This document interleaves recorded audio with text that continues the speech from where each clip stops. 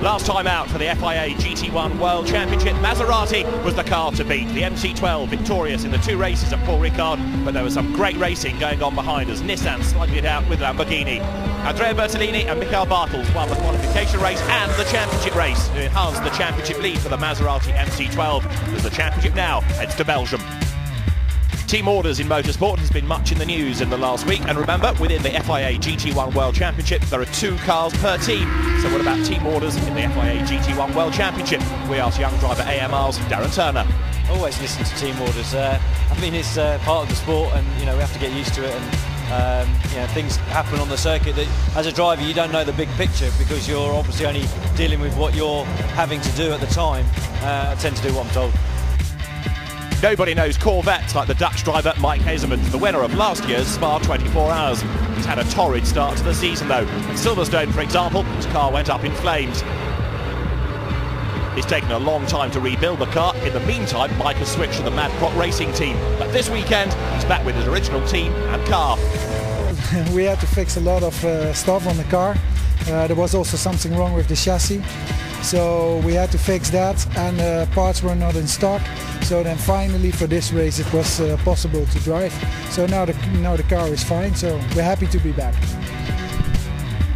The Ford GT is one of the most charismatic cars within the championship, and there are high hopes this weekend for the Belgium-based Mark VDS racing team. Bas Leinders is the lead driver. He wants to win on home soil. Yes, we won the 1,000-kilometer race here in the Le Mans Series in the GT1 class. We know our car is quite good here in the Spa track, and it's our home track, so hopefully we can get a good result this weekend.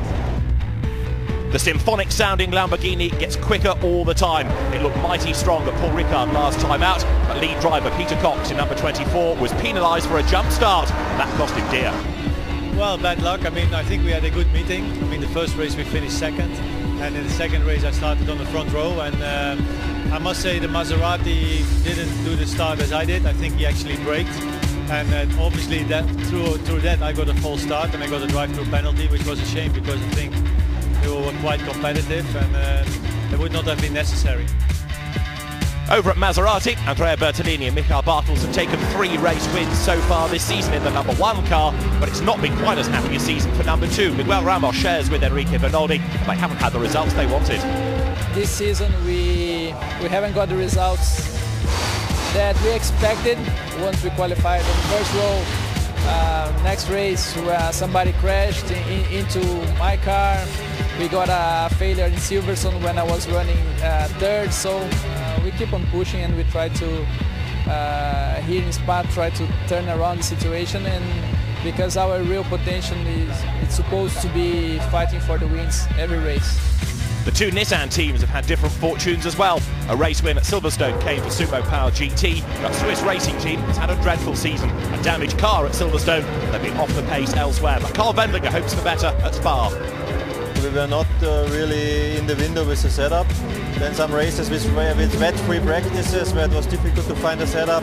No time really for testing in between, but we know a little bit the secrets now of the car, and I think especially Sechiara did a very good free practice today. He had a good performance, so I think we are catching up.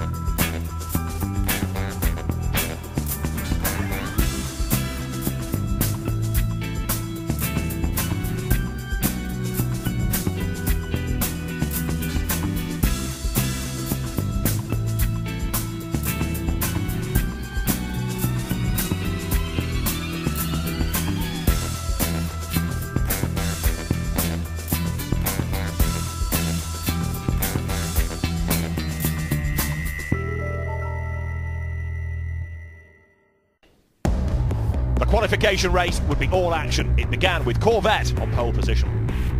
Congratulations, Javier. You got pole at your home race. Yeah, great. I mean, we've been waiting for a long time. The performance was there, the result wasn't there yet, but now it finally all came together here.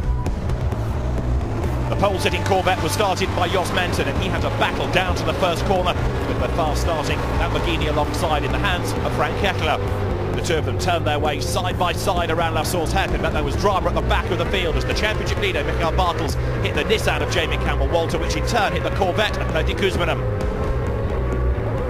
As the leaders swooped through Eau Rouge for the first time, the Corvette growled its way uphill and just started to edge away from the opposition. Bartels, though, was an early retirement into the pit lane. Bad news for the championship leader.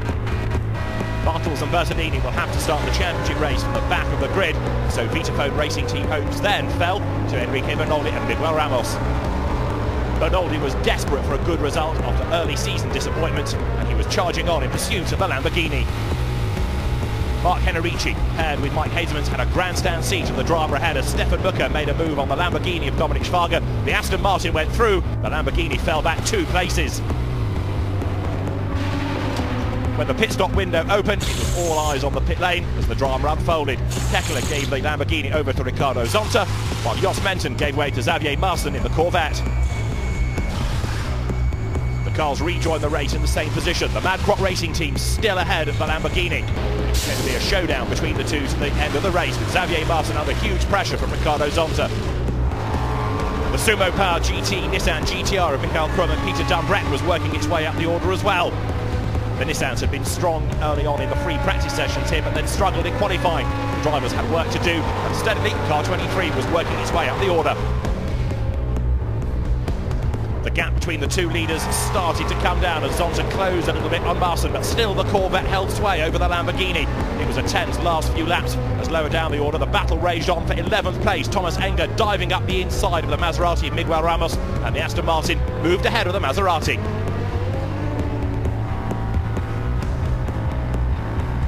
The 22 Nissan was trying to recover after its earlier delays as well. Jamie Campbell-Walter had given away to Warren Hughes, and despite a puncture on the first lap, the car now was going well. 20th by the end of the hour of the race, however, was poor reward for the British drivers. And it wasn't helped by this drama late in the race as Warren Hughes ran out of road at Les Combes. At the checkered flag, though, it would be a win for Mad Crop Racing. It's first in the FIA GT1 World Championship as Xavier Marson and Jos Menton came across the line just 1.8 seconds ahead of the Lamborghini of Ricardo Zonta and Frank Kekler. As Xavier Marson celebrated a win, the Lamborghini team was happy with its best finish of the season so far. Third across the line was the Corvette of Mike Hazemans and Mark Henrici, with Aston Martin 4th, Maserati 5th and Lamborghini rounding out the top 6. The best of the Fords was 7th, the Matec competition car of Richard Westbrook and Thomas Much. The best Nissan coming home in 9th place, that in the hands of Michael Krum and Peter Dumbrek.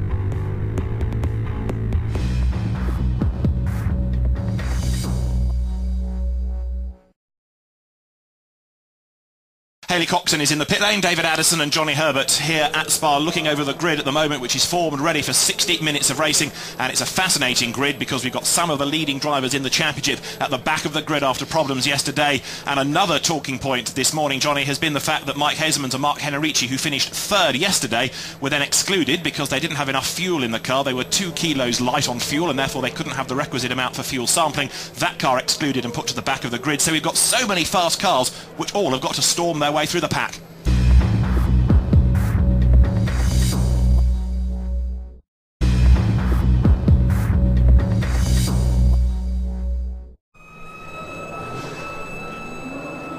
Now, yesterday we had surprise